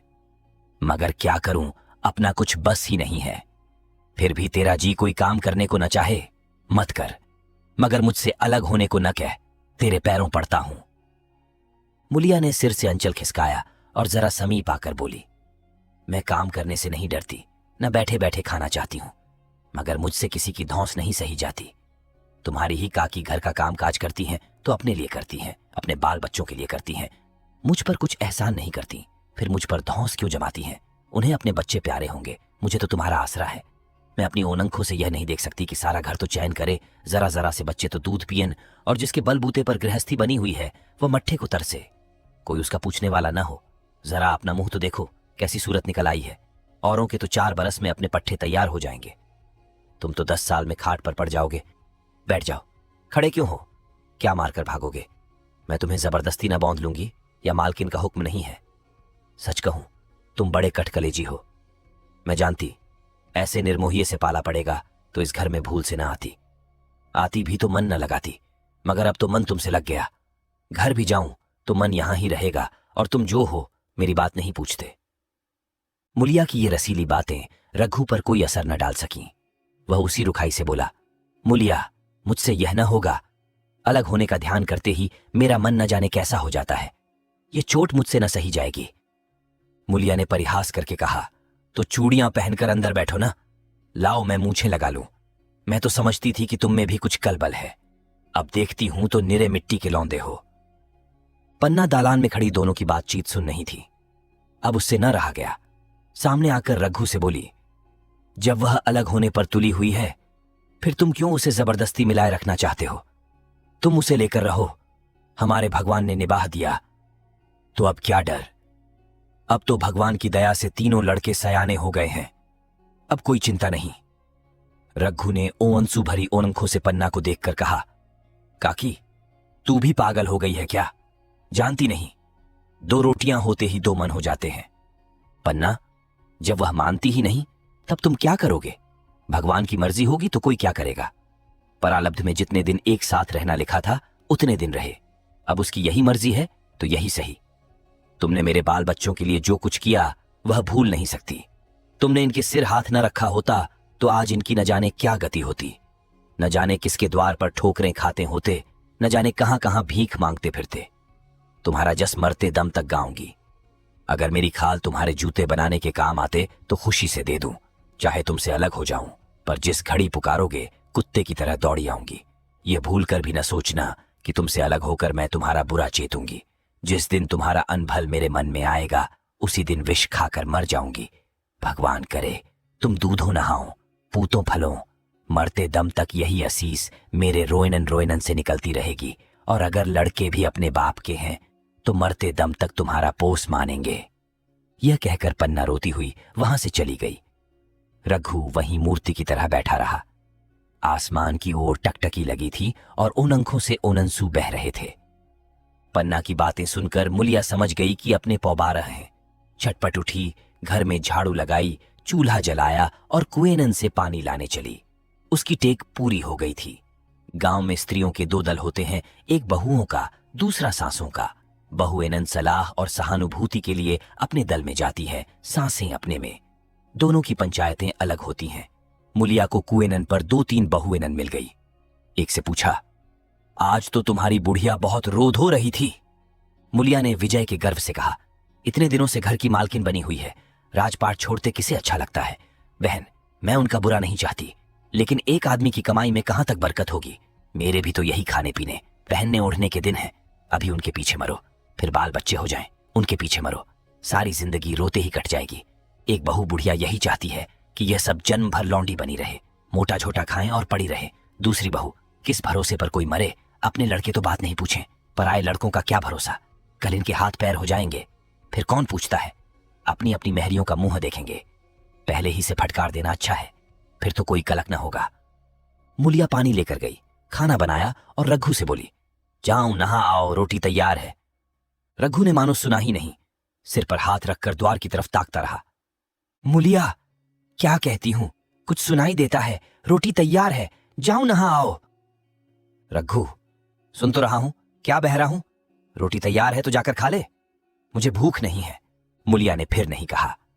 जाकर चूल्हा बुझा दिया, रोटियां उठाकर छींके पर रख दी और मुंह ढोंक कर लेट रही। जरा देर में पन्ना आकर बोली, खाना तैयार है, नहा धोकर खा लो, बहू भी भूखी होगी। रघु ने झुंझलाकर कहा, काकी तू घर में रहने देगी कि मुंह में कालिख लगाकर कहीं निकल जाऊं। खाना तो खाना ही है, आज न खाऊंगा, कल खाऊंगा, लेकिन अभी मुझसे न खाया जाएगा। केदार क्या अभी मदरसे से नहीं आया। पन्ना, अभी तो नहीं आया, आता ही होगा। पन्ना समझ गई कि जब तक वह खाना बनाकर लड़कों को न खिलाएगी और खुद न खाएगी, रघु न खाएगा। इतना ही नहीं, उसे रघु से लड़ाई करनी पड़ेगी, उसे जली कटी सुनानी पड़ेगी। उसे यह दिखाना पड़ेगा कि मैं ही उससे अलग होना चाहती हूं, नहीं तो वह इसी चिंता में घुल घुल कर प्राण दे देगा। ये सोचकर उसने अलग चूल्हा जलाया और खाना बनाने लगी। इतने में केदार और खुन्नू मदरसे से आ गए। पन्ना ने कहा, आओ बेटा, खा लो, रोटी तैयार है। केदार ने पूछा, भैया को भी बुला लूं ना। पन्ना, तुम आकर खा लो, उसकी रोटी बहू ने अलग बनाई है। खुन्नू, जाकर भैया से पूछना आऊं। पन्ना, जब उनका जी चाहेगा खाएंगे, तू बैठकर खा, तुझे इन बातों से क्या मतलब। जिसका जी चाहेगा खाएगा, जिसका जी न चाहेगा न खाएगा। जब वह और उसकी बीवी अलग रहने पर तुले हैं तो कौन मनाए। केदार, तो क्यों अम्मा जी, क्या हम अलग घर में रहेंगे। पन्ना, उनका जी चाहे एक घर में रहे, जी चाहे उन आंगन में दीवार डाल ले। खुन्नू ने दरवाजे पर आकर झोंका। सामने फूस की झोपड़ी थी, वहीं खाट पर पड़ा रघु नारियल पी रहा था। खुन्नू, भैया तो अभी नारियल लिए बैठे हैं। पन्ना, जब जी चाहेगा खाएंगे। केदार, भैया ने भाभी को डांटा नहीं। मुलिया अपनी कोठरी में पड़ी सुन रही थी। बाहर आकर बोली, भैया ने तो नहीं डांटा, अब तुम आकर डांटो। केदार के चेहरे पर रंग उड़ गया, फिर जबान न खोली। तीनों लड़कों ने खाना खाया और बाहर निकले। लू चलने लगी थी। आम के बाग में गांव के लड़के लड़कियां हवा से गिरे हुए आम चुन रहे थे। केदार ने कहा, आज हम भी आम चुनने चलें, खूब आम गिर रहे हैं। खुन्नू, दादा जो बैठे हैं। लक्ष्मण, मैं ना जाऊंगा, दादा घुड़केंगे। केदार, वह तो अब अलग हो गए। लक्ष्मण, तो अब हमको कोई मारेगा तब भी दादा ना बोलेंगे। केदार, वाह, तब क्यों ना बोलेंगे। रघु ने तीनों लड़कों को दरवाजे पर खड़े देखा, पर कुछ बोला नहीं। पहले तो वह घर के बाहर निकलते ही उन्हें डांट बैठता था, पर आज वह मूर्ति के समान निश्चल बैठा रहा। अब लड़कों को कुछ साहस हुआ, कुछ दूर और आगे बढ़े। रघु अब भी न बोला। कैसे बोले? वह सोच रहा था, काकी ने लड़कों को खिला पिला दिया, मुझसे पूछा तक नहीं। क्या उसकी आंखों पर भी पर्दा पड़ गया है? अगर मैंने लड़कों को पुकारा और वह ना आए तो मैं उनको मार पीट तो न सकूंगा। लू में सब मारे मारे फिरेंगे, कहीं बीमार न पड़ जाएं। उसका दिल महसूस कर रह जाता था, लेकिन मुंह से कुछ कह न सकता था। लड़कों ने देखा कि यह बिल्कुल नहीं बोलते तो निर्भय होकर चल पड़े। सहसा मुलिया ने आकर कहा, अब तो उठोगे कि अब भी नहीं? जिनके नाम पर फाका कर रहे हो उन्होंने मजे से लड़कों को खिलाया और आप खाया, अब आराम से सो रही है। मोर पिया बात न पूछे, मोर सुहागे नौव। एक बार भी तो मुंह से न फूटा कि चलो भैया खा लो। रघु को इस समय मर्मांतक पीड़ा हो रही थी। मुलिया के इन कठोर शब्दों ने घाव पर नमक छिड़क दिया। दुखित नेत्रों से देखकर बोला, तेरी जो मर्जी थी वही तो हुआ, अब जा ढोल बजा। मुलिया, नहीं, तुम्हारे लिए थाली परोसे बैठी है। रघु, मुझे चिढ़ा मत, तेरे पीछे मैं भी बदनाम हो रहा हूं। जब तू किसी की होकर नहीं रहना चाहती तो दूसरे को क्या गरज है जो मेरी खुशामद करे। जाकर काकी से पूछ, लड़के आम चुनने गए हैं, उन्हें पकड़ लाऊं? मुलिया अंगूठा दिखाकर बोली, यह जाता है, तुम्हें 100 बार गरज हो जाकर पूछो। इतने में पन्ना भी भीतर से निकल आई। रघु ने पूछा, लड़के बगीचे में चले गए काकी, लू चल रही है। पन्ना, अब उनका कौन पुछत्तर है। बगीचे में जाएं, पेड़ पर चढ़ें, पानी में डूबे, मैं अकेली क्या क्या करूं। रघु, जाकर पकड़ लाऊं? पन्ना, जब तुम्हें अपने मन से नहीं जाना है तो फिर मैं जाने को क्यों कहूं। तुम्हें रोकना होता तो रोक न देते, तुम्हारे सामने ही तो गए होंगे। पन्ना की बात पूरी भी न हुई थी कि रघु ने नारियल कोने में रख दिया और बाग की तरफ चला। रघु लड़कों को लेकर बाग से लौटा तो देखा मुलिया अभी तक झोपड़े में खड़ी है। बोला, तू जाकर खा क्यों नहीं लेती? मुझे तो इस बेला भूख नहीं है। मुलिया ऐंठ कर बोली, हां, भूख क्यों लगेगी? भाइयों ने खाया, वह तुम्हारे पेट में पहुंच ही गया होगा। रघु ने दौंत पीस कर कहा, मुझे जला मत मुलिया, नहीं अच्छा ना होगा। खाना कहीं भागा नहीं जाता, एक बेला ना खाऊंगा तो मर ना जाऊंगा। क्या तू समझती है घर में आज कोई बात हो गई है? तूने घर में चूल्हा नहीं जलाया, मेरे कलेजे में आग लगाई है। मुझे घमंड था कि और चाहे कुछ हो जाए पर मेरे घर में फूट का रोग ना आने पाएगा, पर तूने घमंड चूर कर दिया। परालब्ध की बात है।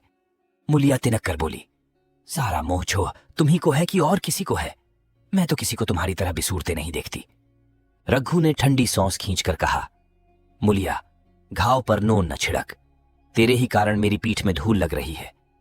मुझे इस गृहस्थी का मोह न होगा तो किसे होगा? मैंने ही तो इसे मरमर जोड़ा। जिनको गोद में खिलाया वहीं अब मेरे पट्टीदार होंगे। जिन बच्चों को मैं डांटता था उन्हें आज कड़ी ओनंखों से भी नहीं देख सकता। मैं उनके भले के लिए भी कोई बात करूं तो दुनिया यही कहेगी कि यह अपने भाइयों को लूटे लेता है। जा, मुझे छोड़ दे, अभी मुझसे कुछ न खाया जाएगा। मुलिया, मैं कसम रखा दूंगी, नहीं चुपके से चले चलो। रघु, देख, अब भी कुछ नहीं बिगड़ा है, अपना हट छोड़ दे। मुलिया, हमारा ही लहू पिए जो खाने न उठे। रघु ने कानों पर हाथ रखकर कहा, यह तूने क्या किया मुलिया? मैं तो उठ ही रहा था, चल खा लूं।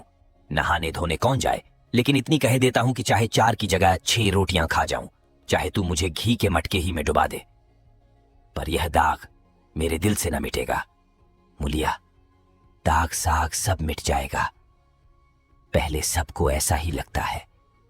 देखते नहीं हो उधर कैसी चैन की वंशी बज रही है। वह तो मना ही रही थी कि किसी तरह यह सब अलग हो जाए। अब वह पहले की सी चौंधी तो नहीं है कि जो कुछ घर में आवे सब गायब। अब क्यों हमारे साथ रहने लगी? रघु ने आहत स्वर में कहा, इसी बात का तो मुझे गम है। काकी ने मुझे ऐसी आशा न थी। रघु खाने बैठा तो कौर विष के घूंट सा लगता था। जान पड़ता था रोटियां भूसी की हैं, दाल पानी सी लगती। पानी कंठ के नीचे न उतरता था, दूध की तरफ देखा तक नहीं। 2-4 ग्रास खाकर उठाया जैसे किसी प्रियजन के श्राद्ध का भोजन हो। रात का भोजन भी उसने इसी तरह किया। भोजन क्या किया, कसम पूरी की। रात भर उसका चित्त उद्विग्न रहा। एक अज्ञात शंका उसके मन पर छाई हुई थी, जिसे भोला महतो द्वार पर बैठा रो रहा हो।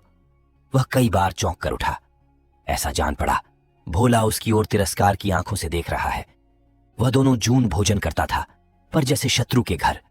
भोला की शोकमग्न मूर्ति आंखों से न उतरती थी। रात को उसे नींद न आती।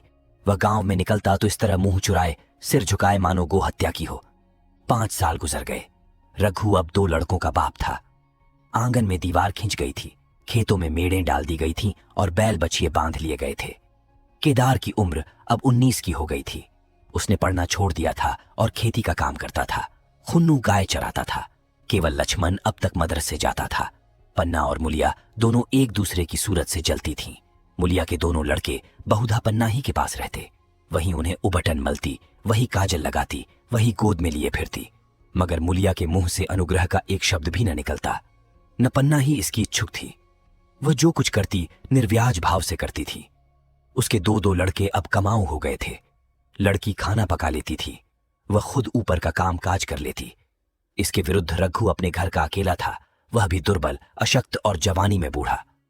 अभी आयु 30 वर्ष से अधिक न थी, लेकिन बाल खिचड़ी हो गए थे, कमर भी झुक चली थी, खांसी ने जीर्ण कर रखा था।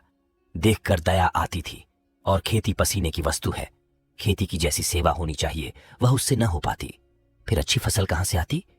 कुछ रण भी हो गया था, वह चिंता और भी मारे डालती थी।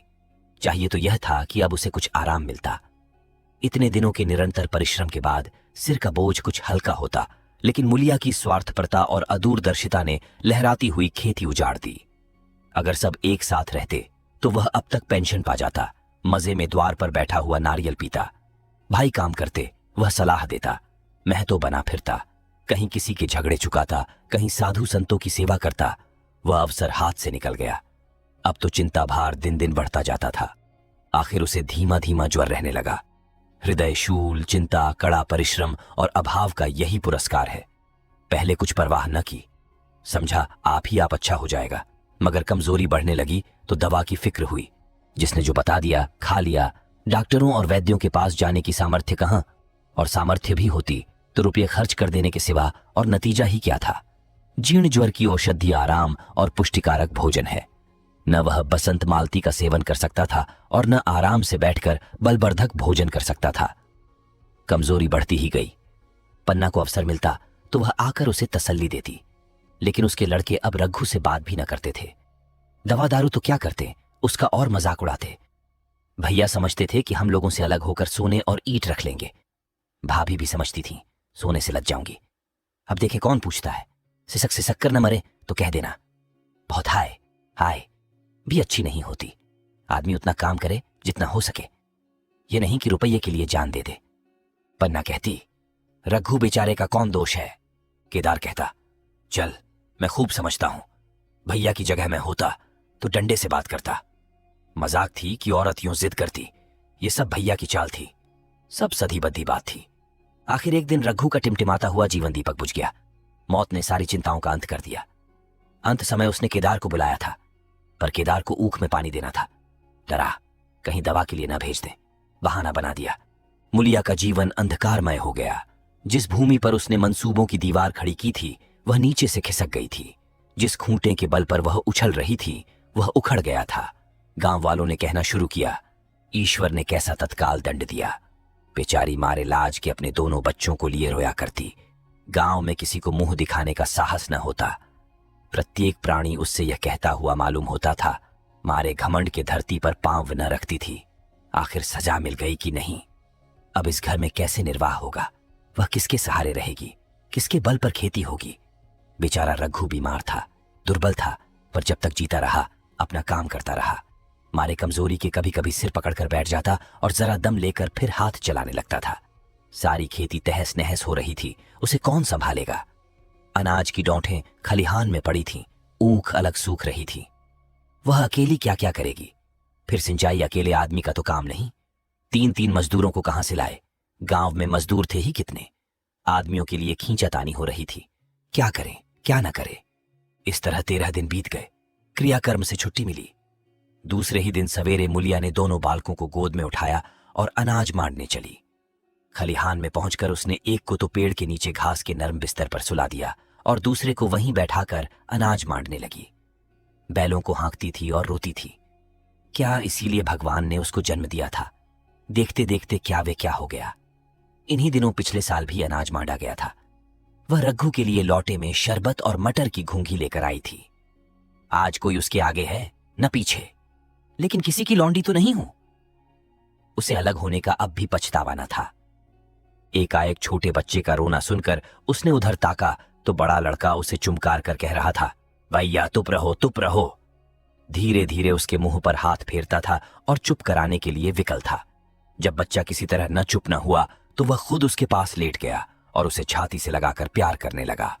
मगर जब यह प्रयत्न भी सफल न हुआ तो वह रोने लगा। उसी समय पन्ना दौड़ी आई और छोटे बालक को गोद में उठाकर प्यार करती हुई बोली, लड़कों को मुझे क्यों न दे आई बहू? हाय हाय। बेचारा धरती पर पड़ा लौट रहा है। जब मैं मर जाऊं तो जो चाहे करना, अभी तो जीती हूं। अलग हो जाने से बच्चे तो नहीं अलग हो गए। मुलिया ने कहा, तुम्हें भी तो छुट्टी नहीं थी अम्मा, क्या करती? पन्ना, तो तुझे यहां आने की ऐसी क्या जल्दी थी? डांट मार न जाती? 3 लड़के तो हैं और किसी दिन काम आएंगे। केदार तो कल ही मारने को कह रहा था, पर मैंने कहा पहले ऊख में पानी दे लो, फिर आज मोड़ना। मंडाई तो 10 दिन बाद बा हो सकती है। ऊख की सिंचाई न हुई तो सूख जाएगी। कल से पानी चढ़ा हुआ है, परसों तक खेत पुर जाएगा, तब मंडाई हो जाएगी।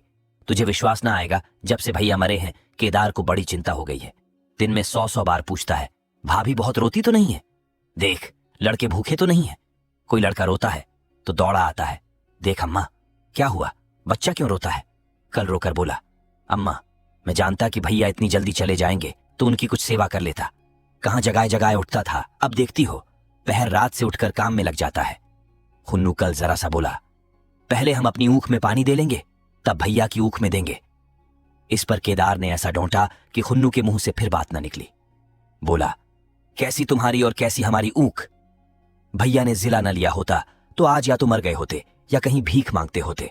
आज तुम बड़े ऊख वाले बने हो, यह उन्हीं का पुण्य प्रताप है कि आज भले आदमी बने बैठे हो। परसों रोटी खाने को बुलाने गई तो मंडैया में बैठा रो रहा था। पूछा, क्यों रोता है? तो बोला, अम्मा भैया इसी अलग योज के दुख से मर गए। नहीं, अभी उनकी उम्र ही क्या थी, ये उस वक्त न सूझा। नहीं, उनसे क्यों बिगाड़ करते? यह कहकर पन्ना ने मुलिया की ओर संकेतपूर्ण दृष्टि से देखकर कहा, तुम्हें वह अलग न रहने देगा बहू। कहता है भैया हमारे लिए मर गए तो हम भी उनके बाल बच्चों के लिए मर जाएंगे। मुलिया की आंखों से उनंसु जारी थे। पन्ना की बातों में आज सच्ची वेदना, सच्ची सांत्वना, सच्ची चिंता भरी हुई थी। मुलिया का मन कभी उसकी ओर इतना आकर्षित न हुआ था।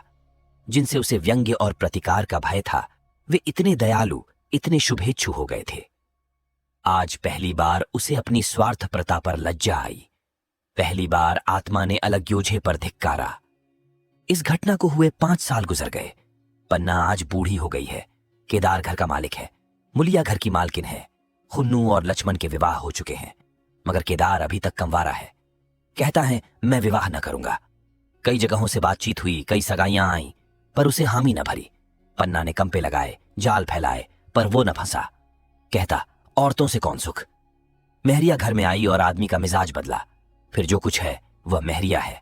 माँ बाप भाई बंधु सब पर आए हैं। जब भैया जैसे आदमी का मिजाज बदल गया तो फिर दूसरों की क्या गिनती। 2 लड़के भगवान के दिए हैं और क्या चाहिए। बिना ब्याह किए 2 बेटे मिल गए, इससे बढ़कर और क्या होगा। जिसे अपना समझो वह अपना है, जिसे गैर समझो वह गैर है। एक दिन पन्ना ने कहा, तेरा वंश कैसे चलेगा? केदार, मेरा वंश तो चल रहा है। दोनों लड़कों को अपना ही समझता हूं। पन्ना, समझने ही पर है तो तू मुलिया को भी अपनी मेहरिया समझता होगा। केदार ने झेंपते हुए कहा, तुम तो गाली देती हो अम्मा। पन्ना, गाली कैसी, तेरी भाभी ही तो है। केदार, मेरे जैसे लठ गंवार को वह क्यों पूछने लगी? पन्ना, तू करने को कह तो मैं उससे पूछूं। केदार, नहीं मेरी अम्मा, कहीं रोने गाने न लगे। पन्ना, तेरा मन हो तो मैं बातों बातों में उसके मन की थाह लूं।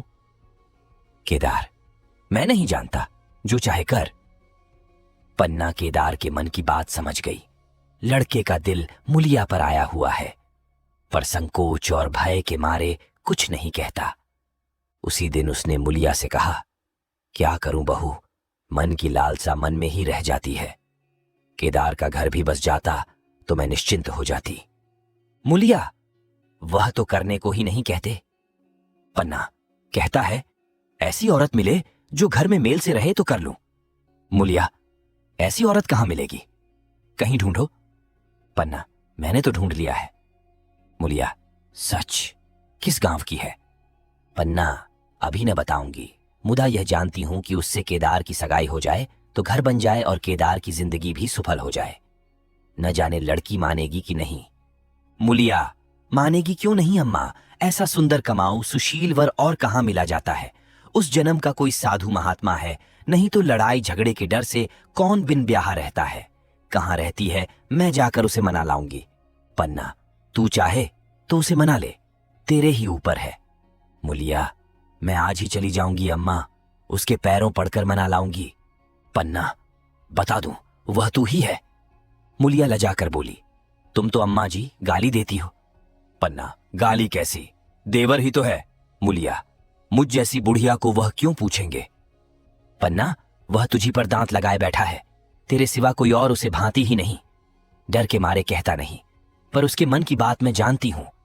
वैधव्य के शौक से मुरझाया हुआ मुलिया का पीत वदन कमल की भांति अरुण हो उठा। 10 वर्षों में जो कुछ खोया था वह इसी एक क्षण में मानो ब्याज के साथ मिल गया। वही लवण्य, वही विकास, वही आकर्षण, वही लोच। आप सुन रहे थे मुंशी प्रेमचंद की लिखी कहानी हिट योर टारगेट, संघर्ष सफलता का।